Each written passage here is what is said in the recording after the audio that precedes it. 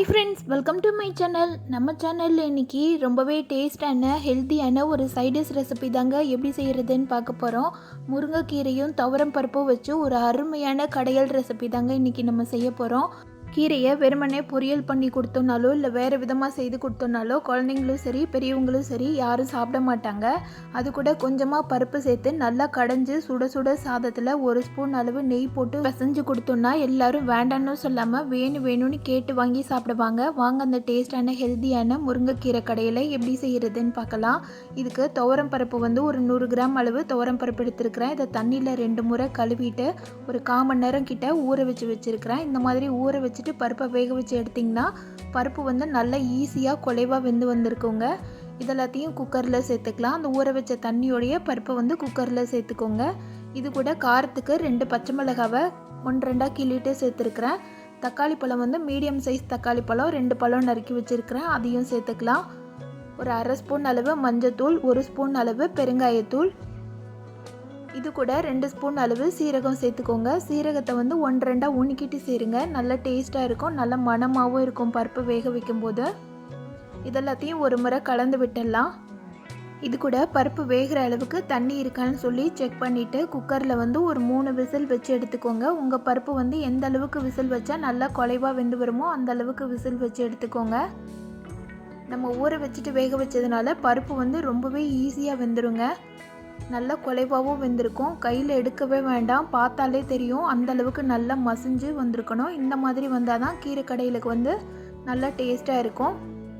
கரண்டியில் லைட்டாக நசிச்சோன்னாலே எல்லாமே ஈஸியாக நசிது பாருங்கள். இந்த மாதிரி இருக்கணும். இது ஒரு சைடு இருக்கட்டும். இப்போ கடாயை சூடு பண்ணிவிட்டு 2 ஸ்பூன் அளவு எண்ணெய் சேர்த்து 1 ஸ்பூன் அளவு கடுகு உளுந்தம் பருப்பு, 1 ஸ்பூன் அளவு சீரகம் சேர்த்து நல்லா பொரிய விட்டுடுங்க. இது கூட ஒரு கொத்து கருவேப்பிலை சேர்த்துக்கலாம். இதில் காரத்துக்கு வந்து ஒரு 5-6 காஞ்ச மிளகாய் எடுத்துருக்கிறேன். 2 மிளகாவை மட்டும் முழுசாக சேர்த்துட்டு மீதி இருக்கிற மிளகாவை 1-2 கிள்ளிட்டு சேர்த்துருக்கிறேன்.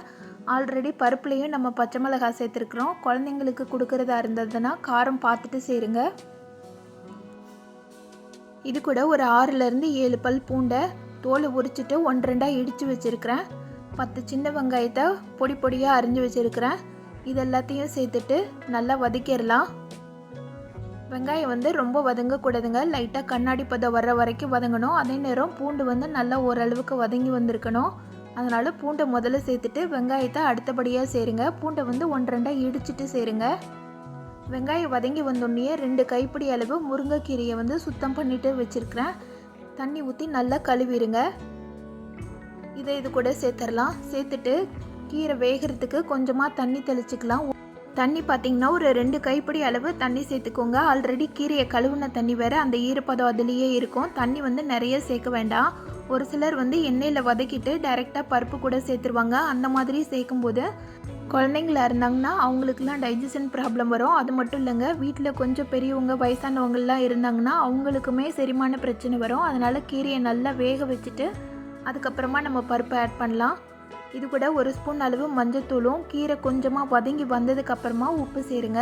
அப்போ தான் உப்போட அளவு கரெக்டாக இருக்கும். முதலையே நீங்கள் கீரை நிறையா இருக்கும்போதே உப்பு சேர்த்துட்டிங்கன்னா கீரையோட குவான்டிட்டிக்கு ஏற்ற மாதிரி உப்பு சரியாக வராது.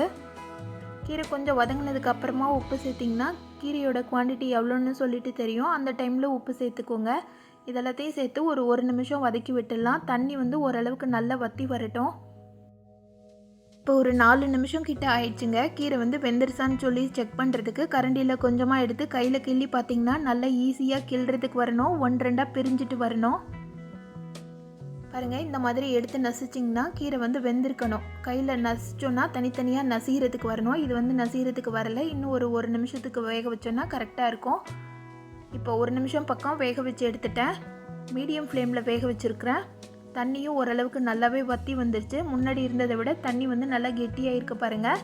கீரை நல்லா வெந்துருச்சுன்னு சொல்லி செக் பண்ணதுக்கப்புறமா நீங்கள் பருப்பை சேர்த்துக்கோங்க. கீரை வந்து ரொம்ப நேரம் வேக விட்டிங்கனாலும் ஒரு மாதிரி தோற்பு டேஸ்ட் வந்துடும். அதனால் கீரையை வந்து ரொம்ப நேரம் வேக வைக்காமல் மீடியம் ஃப்ளேம்லேயும் ஹை ஃப்ளேம்லேயும் மாற்றி வேக வச்சுக்கோங்க. கீரை கூட பருப்பு சேர்த்துட்டு அது கூட குக்கரில் கொஞ்சமாக தண்ணி ஆட் பண்ணி அதையும் சேர்த்துருக்குறேன். 2யும் சேர்த்து நல்லா கலந்து விட்டுருங்க. இந்த டைமில் உப்பு சரியாக இருக்கான்னு சொல்லிவிட்டு செக் பண்ணிக்கோங்க. தேவைப்பட்டால் உப்பு சேர்த்துக்கோங்க. பருப்பும் கீரையும் நல்லா கொதிச்சு வரட்டும். இது கொதிக்கிறதுக்கு பார்த்திங்கன்னா ஒரு 2 நிமிஷம் கிட்ட ஆச்சு. கீரை நல்லா கொதிச்சுக்கிட்டு இருக்கும்போதே ஒரு மத்து வச்சு இந்த மாதிரி கடைஞ்சி விட்டிங்கன்னா ஈஸியாக கடையிறதுக்கு வந்துடும். இது நல்லா சூடாக இருக்கும்போது தாங்க முருங்கைக்கீரை கடையிறதுக்கு ரொம்பவே ஈஸியாக இருக்கும். நீங்கள் ஆறுனதுக்கப்புறமா கடைஞ்சிங்கன்னா சரியாக வராது. உங்களுக்கு இந்த மாதிரி கடையிறதுக்கு கஷ்டமாக இருந்ததுன்னா நீங்கள் மிக்ஸி ஜாரில் போட்டு லைட்டாக பல்ஸில் வச்சு சுற்றி எடுத்திங்கன்னா 1-2 மசிஞ்சு வந்திருக்கும். ரொம்ப நேரம் சுற்றக்கூடாது. ஓரளவுக்கு மீடியம் ஹீட்டில் ஆற வச்சுட்டு 1 செகண்ட் மட்டும் பல்ஸில் வச்சு சுற்றி எடுத்திங்கன்னா கீரை வந்து 1-2 அரைப்பட்டிருக்கும். நீங்கள் மத்து வச்சு கடையும் போது அதோட டேஸ்ட்டு ரொம்பவே நல்லா இருக்குங்க. பெரியவங்களாக இருந்ததுன்னா இந்த மாதிரி மத்து வச்சு கடைஞ்சி கொடுங்க. இந்த மாதிரி கன்சிஸ்டன்சியில் கீரை செய்யும்போது ஓரளவுக்கு சாதத்தில் போட்டு பரட்டி சாப்பிட்றதுக்கும் நல்லாயிருக்கும். காரக்குழம்பு இது கூடலாம் வச்சு சைடிஷாக சாப்பிட்றதுக்கும் ரொம்பவே டேஸ்ட்டாக இருக்குங்க. முருங்கைக்கீரையை வந்து வெறுமனே செய்து கொடுத்தோன்னா சாப்பிட மாட்டாங்க. இந்த மாதிரி பருப்பு கூட சேர்த்து செய்து சாப்பிடும்போது ரொம்பவே டேஸ்ட்டாகவும் இருக்கும். எல்லோரும் விரும்பியும் சாப்பிடுவாங்க. குழந்தைங்க வந்து சாப்பிட மாட்டேன்னு சொன்னாங்கன்னா அவங்களுக்குலாம் மிக்ஸி ஜாரில் போட்டு ஒரு முறை நல்லா அடிச்சுட்டு சாதத்தோடு பிசைஞ்சு கொடுங்க. கொஞ்சமாக நெய் ஊற்றி கொடுத்திங்கன்னா முருங்கைக்கீரை பருப்பு கடையல்னு சொன்னால் நம்பவே மாட்டாங்க. அந்தளவுக்கு ரொம்பவே டேஸ்ட்டாக இருக்கும். இந்த டேஸ்டான ஹெல்த்தியான கீரை கடையில் நான் சொன்ன மெத்தடில் நீங்களும் உங்கள் வீட்டில் செய்து பாருங்கள். செய்து பார்த்துட்டு எப்படி இருந்துச்சுன்னு சொல்லிவிட்டு எனக்கு கமெண்ட் பண்ணுங்கள். இந்த வீடியோ பிடிச்சிருந்ததுன்னா இந்த வீடியோக்கு லைக் பண்ணி சேனலை சப்ஸ்கிரைப் பண்ணிவிடுங்க. Thank you friends.